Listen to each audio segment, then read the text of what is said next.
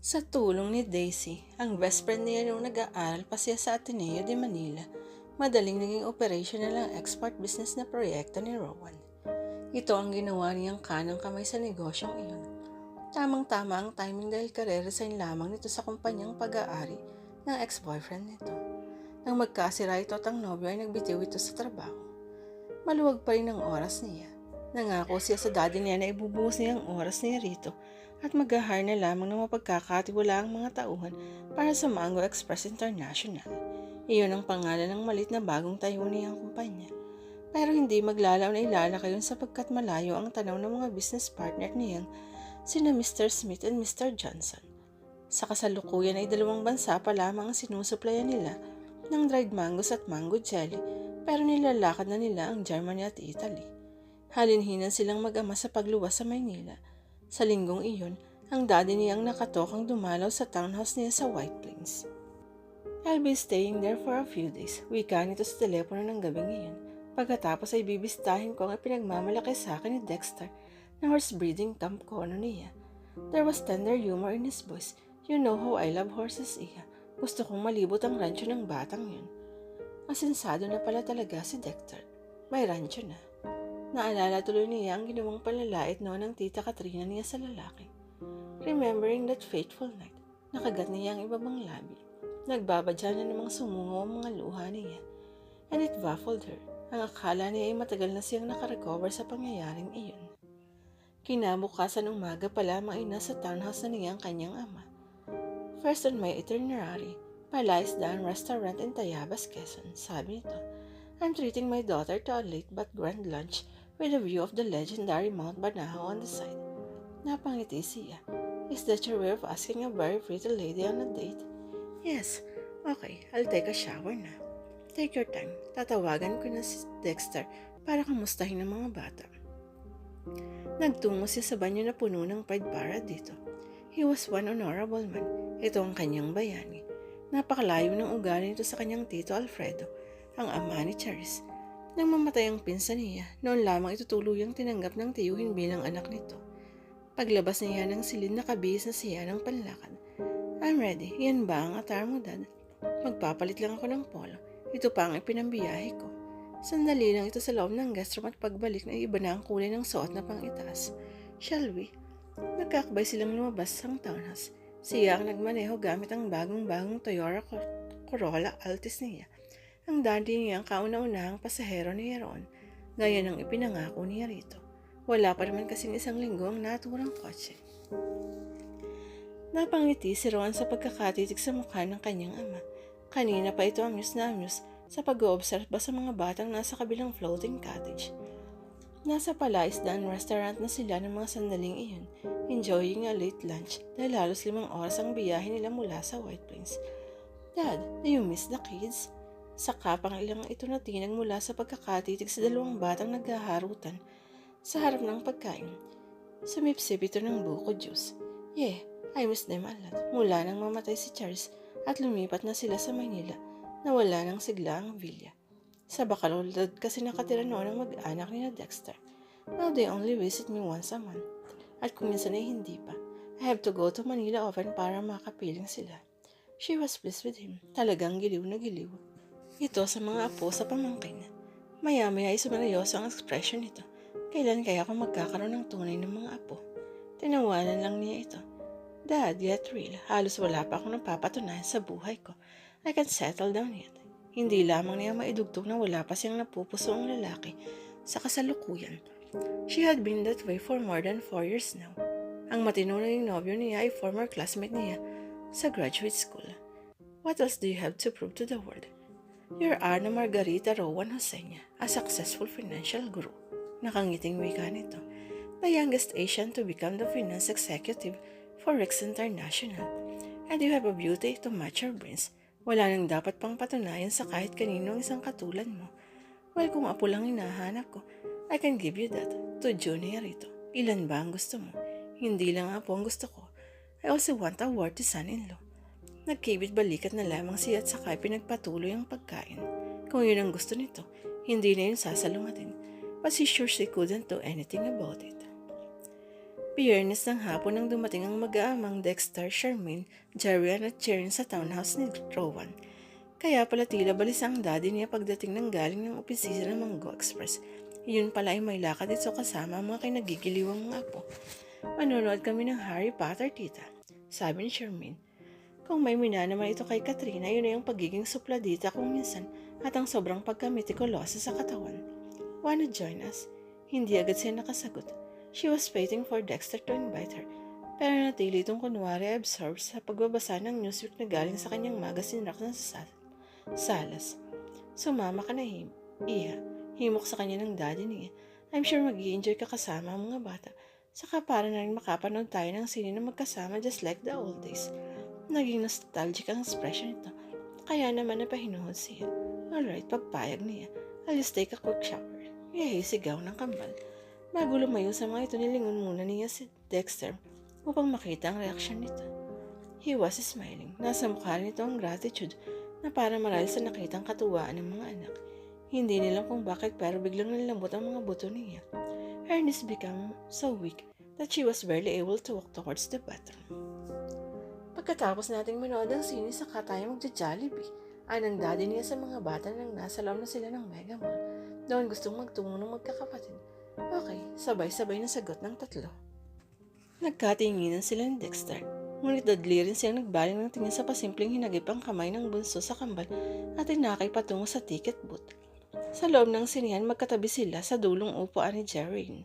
Ang daddy niya ay napapagitnaan ng kambal samantalang si Dexter naman ay nasa kabilang dulo, katabi si Charmaine, who kept on citing with adoration for Daniel Radcliffe, ang gumanap na role ng batang wizard na si Harry Potter. She was getting bored, kung hindi lamang sa daddy niya at sa mga bata. Baka lumabas na siya sa nag-shopping na lamang mag-isa. Pambata ang pelikula. Karamihan nga sa mga manonood ay mga bata under 11, kasama ang mga magulang ng mga ito. She never enjoyed watching such movies. Mahilig siya sa drama. She stifled yan. Sa kabila ng magagandang eksena at special effects, ay inaantok pa rin siya. Wala sa loob na napabaling siya sa kaliwa. Her eyes met Dexter at tila gaya niya ay nawala rin sa pinapanood ng konsentrasyon noon. Sandaling nagtama ang kanilang mga tingin, then she looked away. Sa malaking screen na lamang niya itinutok ang tingin. Pag-uwi ay sama-sama pa rin sila sa kanyang unit. Tila wala pang balak na umuwi sa bahay ng mga ito ang mag-ama. Lolo, snakes and ladders tayo. Yakin ni Sherman sa daddy niya. May dala kaming board. Nasa compartment. I'll go get it, ha? Hindi na ito hinintay na makasagot ang daddy niya. Nagli itong lumabas ng bahay at pagbalik ay kipip na sa kilikili ang isang maliit na rectangular box. Jerry and Jaren, go to bed now. Maaga pa tayong alis bukas. Utos ng daddy niya sa kambal na naghahabulan sa sala habang tinutulungan si Charmaine na tanggalin ang kahon sa board. I throw the dice first. Napakunot na siya. Anong ibig sabihin ng daddy niya nang itabo nito ang kabal na matulog na? Sa townhouse ba niya matutulog ang mga ito? Tila nabasa naman ni Dexter ang iniisip niya. Nilapisan siya nito. I hope you don't mind, Rowan. Nanito sa mahaba at mahinang tinig. Pero inimbita kami ng daddy mo na dito matulog ngayong gabi. Bukas kasi ay maaga kaming tutulak pa Laguna. Lalong kumunot ang noon niya. Palaguna kayo bukas, bakit hindi binanggit ni daddy niya sa akin na alis ito bukas? Hindi ba niya sinabi sa'yo? Maybe he forgot. Anyway, walang kaso sa akin kung dito kayo matutulog. Bakante at malaki naman ang guest room. Kasya na kayong mag-aama ron. Si daddy naman ay sa kama ko nalang matutulog katabi ko. Nakakaingit naman siya. Halos pabulong ng wika nito. What was that? Tanong niya na gusto makasigurong tama ang narinig niya. He shook his head and smiled wistfully. Nothing. Salamat sa hospitality mo. Nakaramdam siya ng pagkapaya sa tinura nito. She did not feel hospitable enough. Naisipan niyang alukan ito ng magtsa o magkape man lang. Gumuhit ang pagkasorpresa sa mukha nito. I love to, salamat. Bumili si daddy ng Brazilian brook kahapon. Alam mo naman I prefer tea or coffee. By the way, okay rin ba ang banabati na ibinigay mo sa akin nung nasa Bacolod tayo? Salamat. You're welcome. Sumunod dito sa kanya. Be my guest, dyan ka lang at ako ang gagawa ng kape mo. Nakangiting wika niya yung madaan nila ang dining room. Maliit lang ngayon pero mukhang lumuwang nang ipaayos niya. Habang nagpe-prepara ng kape sa coffee maker, hindi humuho pa ang pagtahib ng kanyang dibdib kaya pinagalitan niya ang sarili. He's just Dexter De Castro, for God's sake. Daig mo pang nakahanap ng firstborn sa personal. Nakaraos din siya sa pagkilos sa kusina nang walang aberyang nagaganap sa kabila ng panginginig ng kanyang mga kamay. Para talaga siyang teenager na bago pa lamang nagkakrush sa nangyayari sa kanya ngayon. At hindi niya yun nagugustuhan.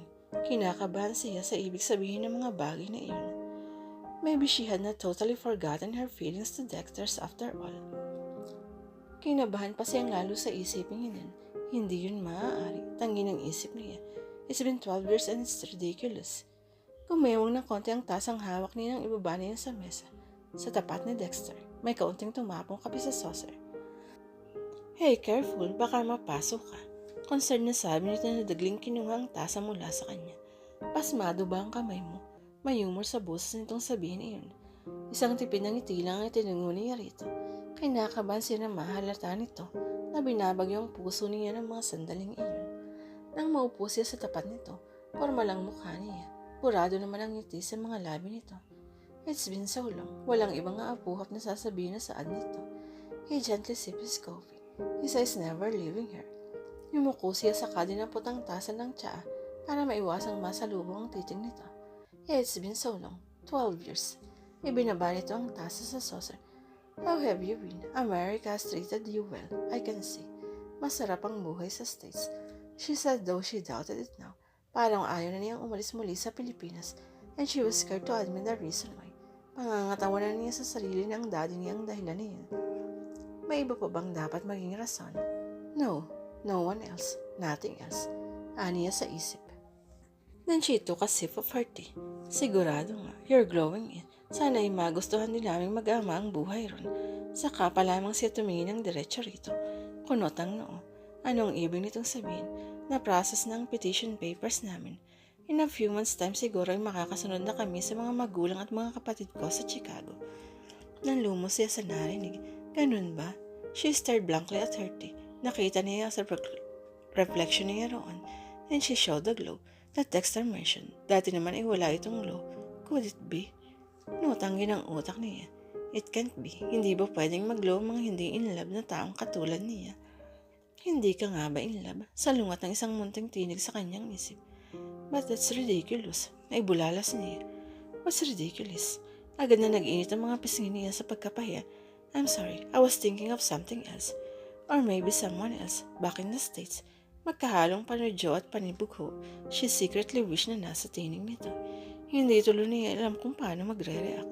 Kumulimlim ang mukha nito sa pananahimik niya. Lihim siyang nagdiwang. Iniisip ba nito na porke hindi siya nakatugon pag-aamin ang ibig sabihin niyon?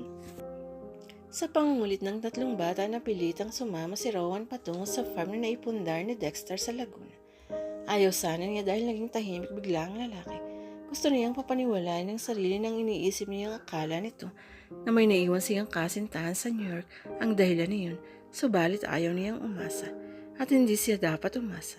Hindi na dapat panghalukayin ang nakaraan upang manumbalik iyon. It was past and that was that. Itatak mo yan sa kukote mo, Rowan. Hindi siya na-impress sa rancho ng dating nobyo. Pagaman malawak iyon at maganda ang scenery, di hamak naman kasing mas maganda ang makikita niya sa Sendausen niya. Pero may isang bahagi yun na labis niyang nagustuhan. It was the brook in the west side of the property. Kasing linaw ng kristal ng tubig doon na ayon kay Dexter ay spring water mula sa bundok. Can I drink it? Fascinated na tanong niya. Sure, natatawang tugon ni Dexter. Huwag mo lang kakawkawin ang ilalim dahil magbubulagbog ang mga lumot at buhangin. I'll try. Hindi siya nagdalawang isip na lumuhod sa gilid ng batis sinilapit ang muka sa mababaw na tubig. Ang mukhang iinom na siya gamit ang palad ng bigla siyang matigilan. Kitang-kita niya sa ang refleksyon ni Dexter habang nakatayo ito at nakatingin sa kanya. Sandaling na blanko ang isip niya. Wala siyang maisipang gawin, kundi ang paglimayunin ang mga mata sa nakalulugod na tanawin iyon. Nawala ang pagod niya sa 2 oras na biyahe at kalahating oras na paglalakad sa farm. His reflection on the water bath on her tired body. It's clean. Go ahead. Tinig ni Dexter ang nagbalik sa kanyang wisyo. Napahiyang ibinalik niya ang atensyon sa tubig at sumalok doon sa pamamagitan ng mga palad. Matamis ang lasa niyon. As she drank it, na-imagine niya na kasama niyang kinukonsume ang refleksyon sa tubig, and she felt even better.